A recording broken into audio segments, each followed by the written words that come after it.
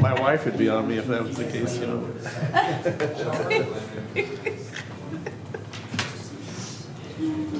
Ornery. That's what happens when you let him sit in the chairman's I know. seat. He gets out of control. Yeah. Sam usually doesn't say much. Right? Until you give him authority, and then he's just everywhere. Yeah, all bets are off. That's right. You need to give me a cane so I can. Politics goes to his head. All right.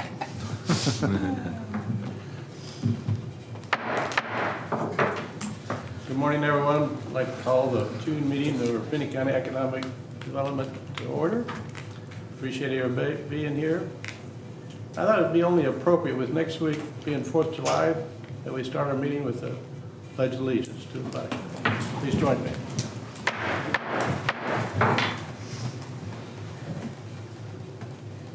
I pledge allegiance to the flag of the United States of America and to the republic for which it stands, one nation, under God, indivisible, with liberty and justice for all. Thank you very much. Thank you. Well, at least we're all in a nice, cool place after all the heat we had the last couple of days, so that's good.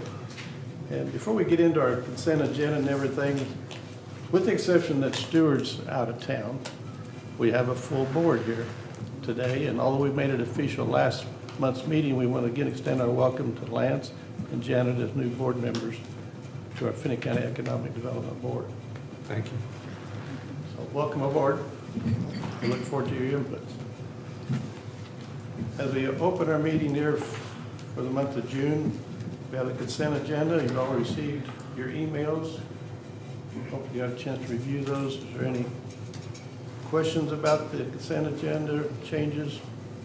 We will be open to have them approved. I move to approve the consent agenda. David has moved. I second it. Ron is second.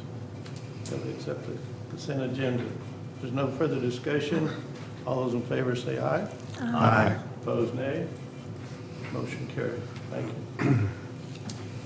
It's good to have some public with us here today, elected officials and all. We appreciate you all being here. So, any comments?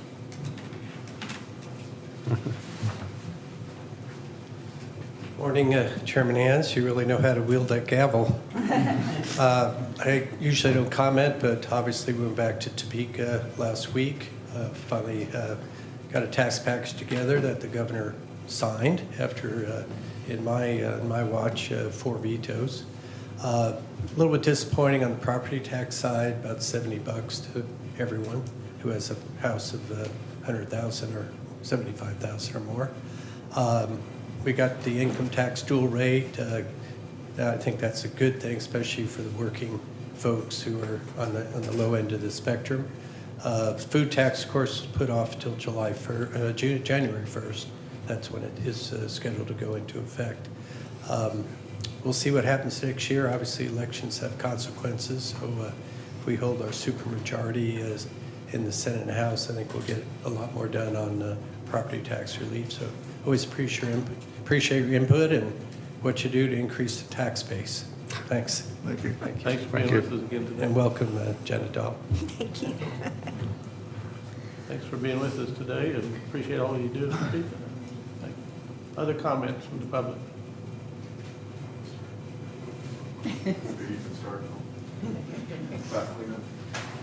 Good morning. How are you guys doing today? Morning.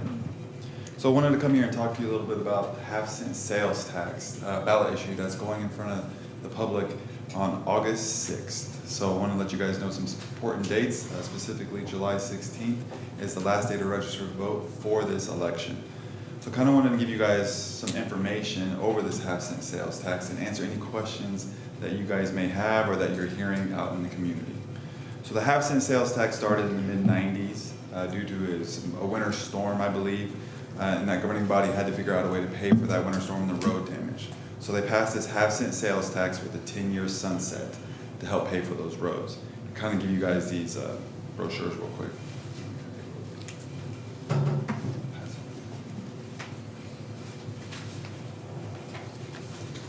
So over the years, we've gone back to the public, to the community, and asked to get it reauthorized. So it was reauthorized twice, once in 2005 and again in, I believe, in 2015. And so now we're here again to ask the public to reauthorize this half-cent sales tax for this upcoming year. So this half-cent sales tax in 2023, some numbers to give you guys, generated $4.6 million. And it serves the general fund departments, public safety, so police and fire, also a portion of Lee Richardson Zoo, some streets and parks departments and projects as well. So if this half-cent sales tax does not pass, the governing body will have a couple options to choose from. In order to incorporate that lost revenue or to get that money back, they would have to levy a property tax of an increase of 16.6 mils or make cuts to the general fund. And that could go in the form of staff reduction in public safety, staff reduction in Lee Richardson Zoo, which would equate to probably partial closures of some exhibits, and then some cuts of streets and parks projects as well. So, and you guys have any questions or concerns? You guys look at the back of that brochure, and you can kind of see some of the projects that we've done that was used, the sales tax money was used for just in the last 10 years.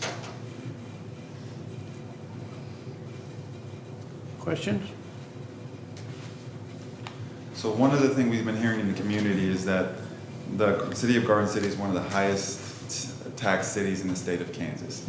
And I kind of give you guys some information to kind of show you where we rank as far as our mill levy rates as well as sales tax.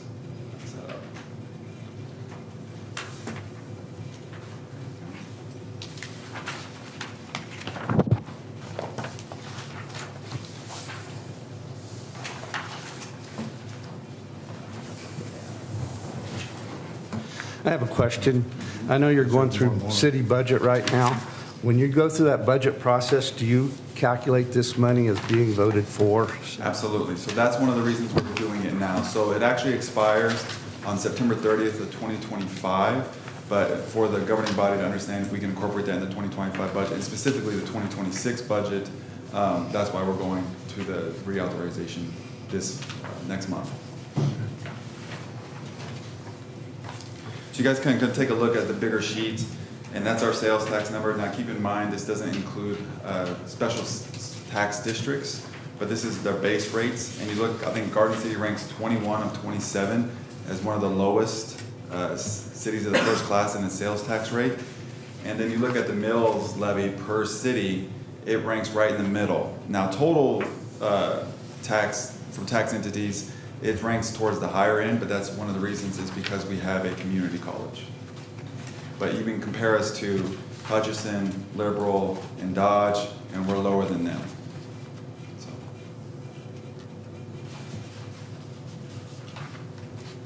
Yeah.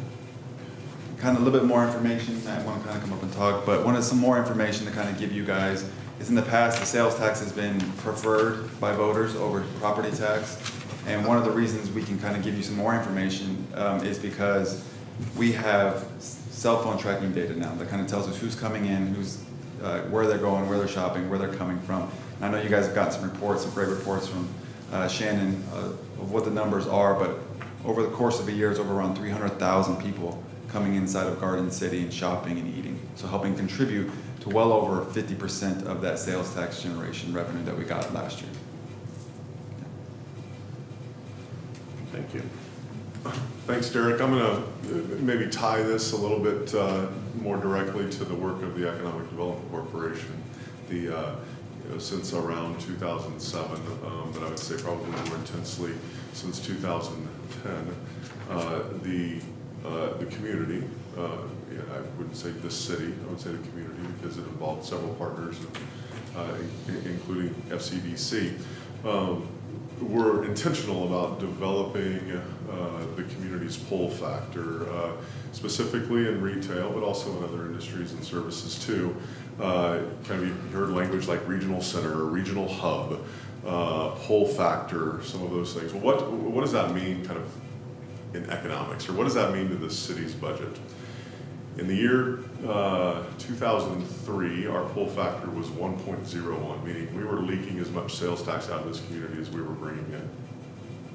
Some analysis at that time suggested that if we could even get back to where we were in the early 90s, where we had a pull factor more around the 1.4 range, it would mean $1 million a year to the city's general fund in sales tax that would offset property tax with no change in tax rate or anything like that. Kind of fast forward to today, pull factor of 1.66 or something of that nature, and you do the conversion of what are dollars worth in 2023 versus 2003, and it's worth about $2.5 million. That intentionality is about a $2.5 million offset to the general fund of what we otherwise would have looked at. So, our obligation in disseminating public information is really just to inform voters of what a yes vote means and what a no vote means, and not advocate one way or the other.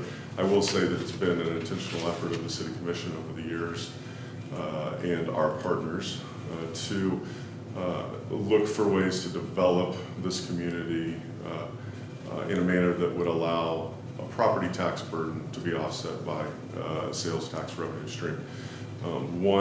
Finney County GIS provided a map of the expansion of our corporate limits from 2007 to 2023.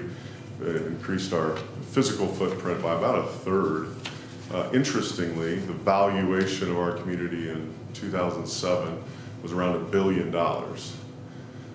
The valuation of our community today is over $2 billion. You say, well, that explains that there's two variables. You talk about mill levy, that's fine. Well, it's in the mill levy, it's a valuation. Okay. Well, the county appraiser really likes Matt Allen's house, right? I mean, so I've paid more. My mill levy stayed the same, but the appraised value's gone up, so I've paid more. So you're like, oh, well, that makes sense. Everybody's property taxes doubled. Well, if you look at that information that Finney County GIS provided, the value of the area we've incorporated, so the expanded area back in 2007 was in the tens of millions. It wasn't $1 billion.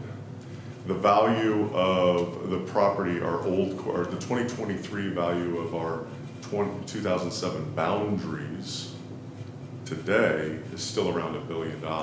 So while my house went up, there were corresponding properties that went down within our original footprint. So I would argue without the efforts of Finney County Economic Development Corporation, we would be looking at a much higher property tax burden.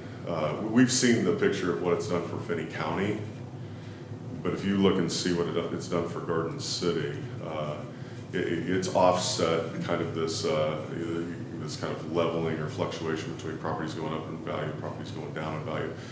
The ability to expand our economy and grow the valuation of the community through economic development has made all the financial difference for this community. So thank you for the role you've played in helping us get to this point. If you have questions or groups that you'd like us to come visit with, we'll be glad to do it. It's kind of like, it doesn't have to be formal. It can be coffee groups or bunco clubs or whatever you do, Sam's bunco game on. So where any two are gathered, we'll come talk about sales tax. Thank you, Matt. Any questions for Derek or Matt? A lot of good information. It's all about our future too. Thank you, guys. Thank you. Thank you. Appreciate your time. Other public comments? Ron, you're the only one left. I left this morning. Thank you. No further other public comments at this time. President Duvall, you're in charge now. All right. Report. Thank you. Good morning. Prospect 524, this is a large utility user that we've been visiting with. We've connected them with our utility partners and have had several follow-up meetings over the past few weeks. So hope to have some updates for you, some more concrete updates for you over the next couple of months on this project. Additional projects, 324, we've been assisting a commercial project with site selection. They've run into some challenges with the building that they were looking at and the owner making some investment for them. So we're hoping that we can still salvage the deal and find a way to get the improvements made to their location to allow them to locate here. On housing projects, not a lot of movement, unfortunately, on a lot of them. The interest rates are a real challenge for us right now. So unless somebody has cash sitting idle, they're not really able to move into getting infrastructure put in and those types of things. Even with the RHID tool in place, it is really challenging right now to make the numbers work on housing projects. So we're continuing to look for some creative options. And hopefully, in the next month or so, we'll see some of those start to break loose. We're working with an attorney out of Kansas City who's worked with several of our projects in the past on industrial revenue bond financing and those types of things. Looking for creative ways to get some of these projects off the bubble, if you will.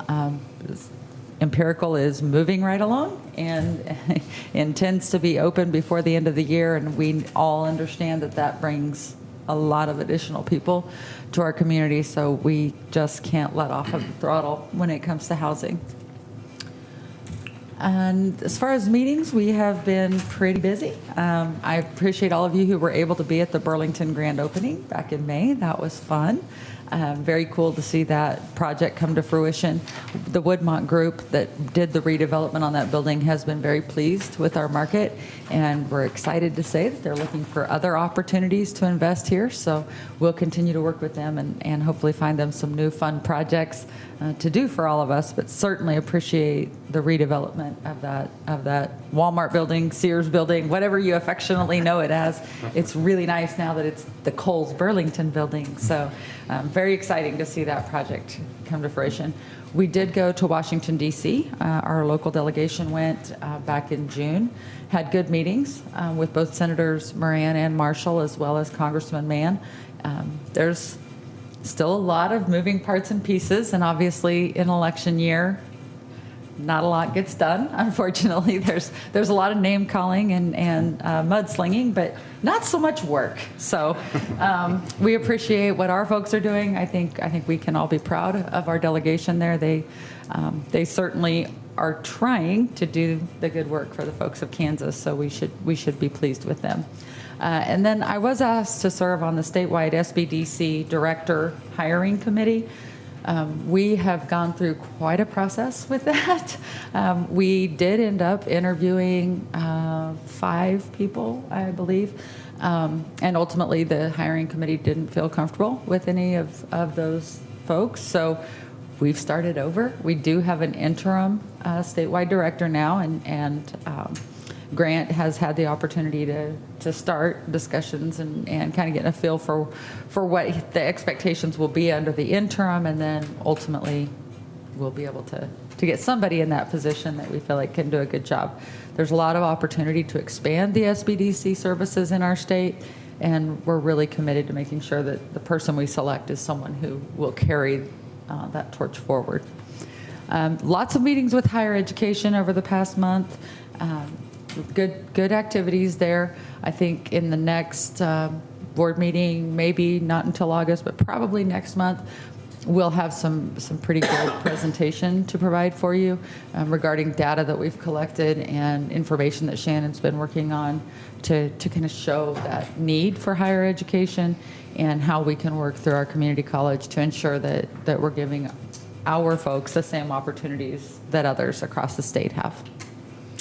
I did have my final Live Well Board of Directors meeting yesterday. I have served 6 years on that board, which is crazy, but we do have a term limit of 2 3-year terms, so I am off of that board at least for a year. We'll see.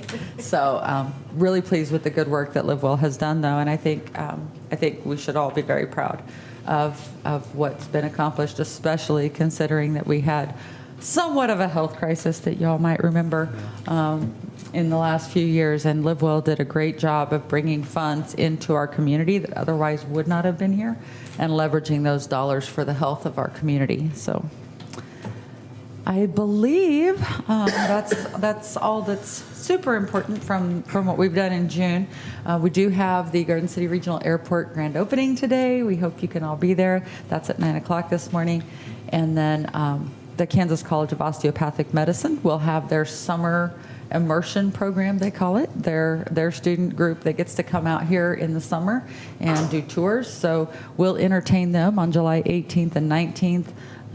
That'll include a Garden City Wind game where they'll get the opportunity to socialize a little bit, and then we will provide a tour for them the next day. Last year, that tour was very impactful for them, and they told us that they had at least 7 of those interns that came out who are interested in our region as a result of that tour. So that's very exciting, and we'll be excited to have them back in town again.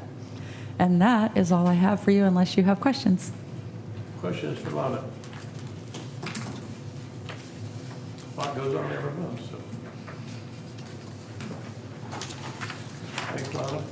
Thank you. Next on our agenda is Steve Patel. Good morning. Good Morning. Since I like cookies, this is National Parchment Day. So go home and make cookies and bring them to me. It's also Coconut Day. I like coconut. There you go.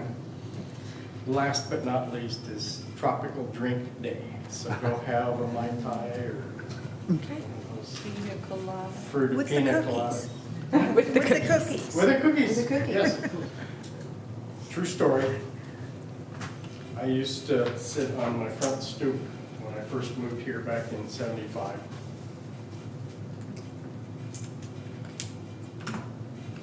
Can of Olympia beer and chocolate chip cookies.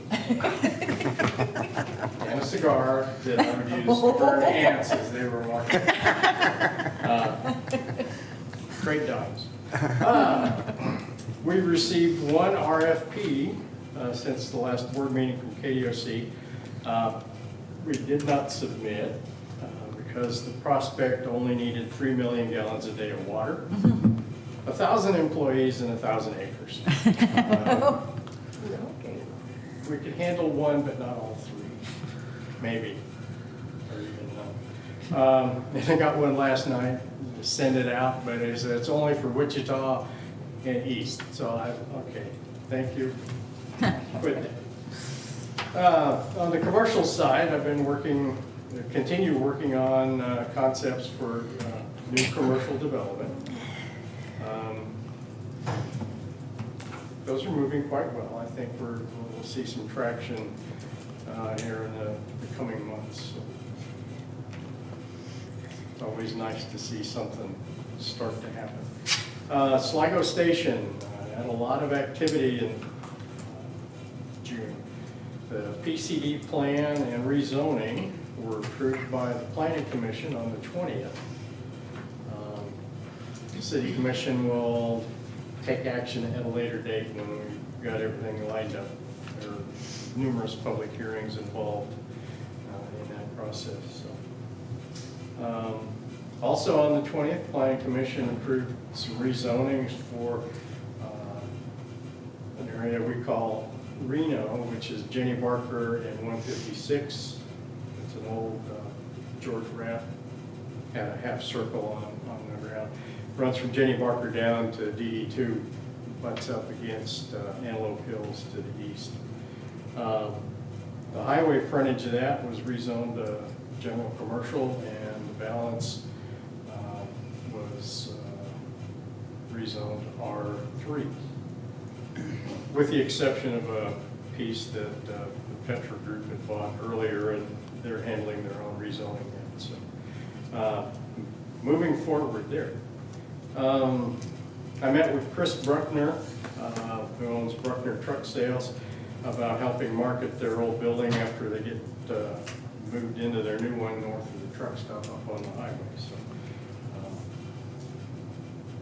very good facility, and hopefully we'll be able to put a good user in there. We attended the Dream First Bank groundbreaking at Legacy Crossing. Had some very excellent hors d'oeuvres afterwards from walk-ons. Pretty cool. And then Shannon decided that I talked about the ice water at Scooters, or Starbucks, so we had to go through the drive-through, and that took 25 minutes from the time we got in line to when we actually got the water. So it's not, it's good, nice and cold water, but it's not worth 25 minutes. Okay, I've also been working on some residential development on various tracks in the city and out in the county. Got a new one started up again this week, so. And on a general note, and since Alana was out of town last week, I got the pleasure of following Matt at the Board of Realtors with a short presentation. So. And Vicki, first question out of Vicki's mouth is, what day is it? Caught me totally off guard. I was like, It's- surely it's- he knows It's just for this group. Oh, okay. You're special. Questions for Steve? Sound like they had a busy month. Any questions? Thanks for the progress update. Scott, what do you got for media? Social media was down a bit this past month. I think probably because into school and starting the summer, not a lot of people interacted this month. But the top, you'll see here in the report that kind of the top story throughout all the platforms was Tradition's fundraising campaign for the owner there who's is he going through cancer treatments or something? So they're trying to help out. Other things were just Burlington's donation to Jenny Wilson, some scholarships that Western Kansas Community Foundation has issued, and various college and school honor rolls. I also started some putting this out on Instagram, so every story I share, every story I post goes out on Instagram too now, and just started on a new platform called Threads. So we'll see how that goes, just getting the word out about Garden City. And that's my report. If you have any questions, let me know. Well, it's great you keep promoting the city and bring all the good events to everybody's attention. You've got more media going on there than I even understand how to get into. Appreciate you doing that. I'm certainly our younger sector know how to do that very well. I appreciate that you keep up with the new platforms. You know, I can't keep up, but certainly the young people are very interested in that, so. All right. Very good. Thanks. Grant, what we got on business development coming forward? Good morning. Morning, Grant. So for client 04231, this is a long-term client. They have a lot of ideas for ventures. So this month we sat down and talked out those ideas, kind of set a priority list for this client. And the follow-up meeting for this client, we'll see how that went and if we need to reorganize that priority list. For 5242, this client has an established business. They were looking for a small loan to help with inventory for their business. Suggest they check with the bank first, and if not, the Network Kansas could be a possibility for them with the community loan. Client 6241, this client has experience in the food industry and is looking to partner with a franchise. And we've had multiple discussions this month on what that looks like. And currently where we left off, there was one prospect that this client had in talks with, and we'll see going forward what that looks like for that client. And then for 6242, this was a walk-in that we helped to establish an LLC for them and an operating agreement. The Kansas SPDC client list is up to 40 now. And then as far as initiatives going on, as Lana already mentioned, the SIP GCK Summer Immersion Program. The second event for that will be held at the Garden City Wind Game on July 18th. And the Kansas SPDC State Director, Greg Jordan, has retired, and currently have an interim State Director, which is Christian Conroy. And that's what I have for you. Questions? Looks like things keep changing, so that's good. Yeah. Thanks, Graham. Thank you. Shannon, what kind of data do you have for us today? Well, good morning. You're gonna get off easy. I don't have any presentations to give. There's a lot of stuff I'm working on, but it's just tables and 500 lines of code, so not the most interesting thing to look at. Steve probably didn't notice because it was yesterday, but yesterday was National Random Number Generator Day. And what's really nice about or unique about that day is they make it a new day every year. They randomly generate what day that falls on. So it happened to be yesterday. So we'll see next year. Maybe it'll be on the day that That's one of my we favorite parts of Excel. random number generation.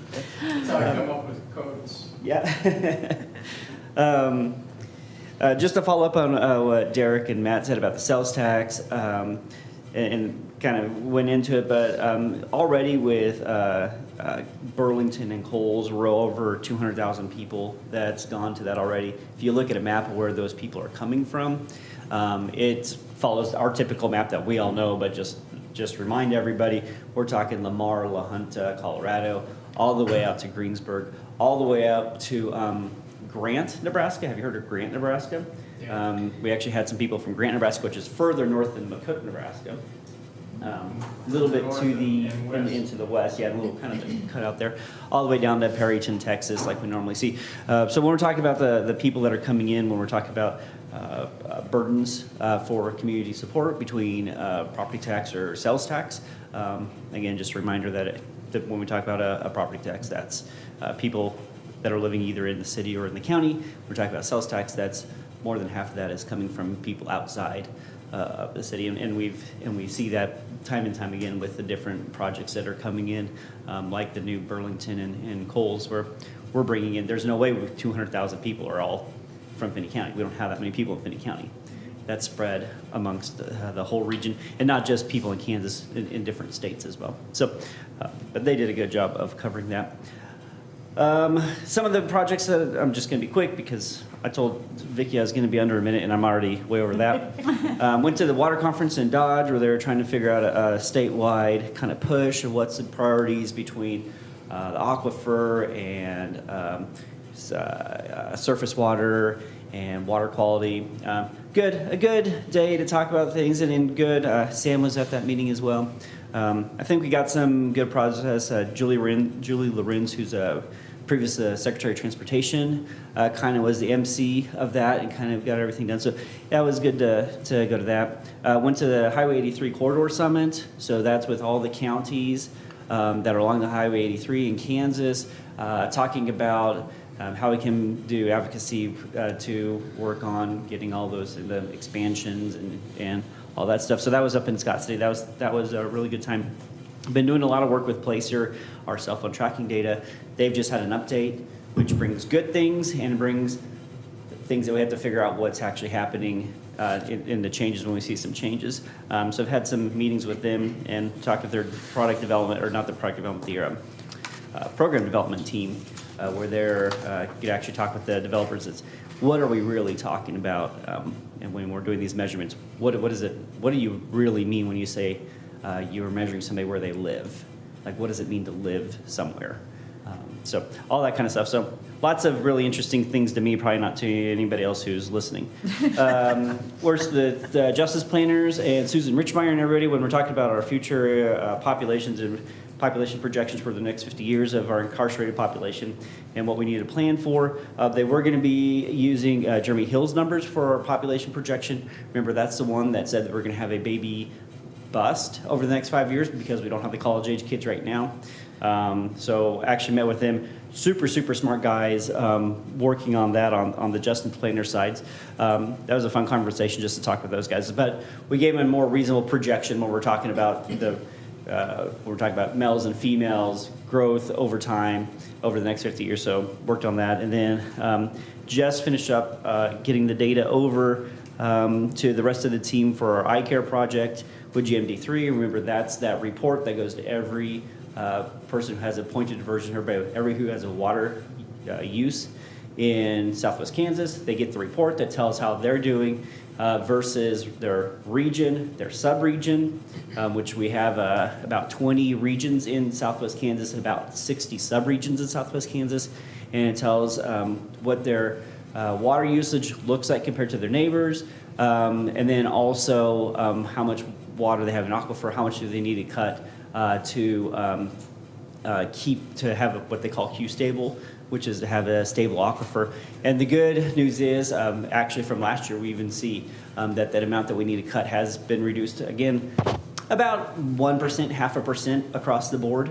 But that's good. I mean, if we can just keep on doing about 0.5% better every year, when we're talking about a 17% cut overall that we need, if you look on point of diversion overall, if we do a 1%, 0.5% cut every year and get at that number, we're at a stable aquifer in 17 years, 20 years, which when we're talking about our estimated lifetime, on average about somewhere between 20 to 50, some places up to 75, we're definitely getting into that, able to get into that sustainable aquifer situation. And again, this is without any government intervention.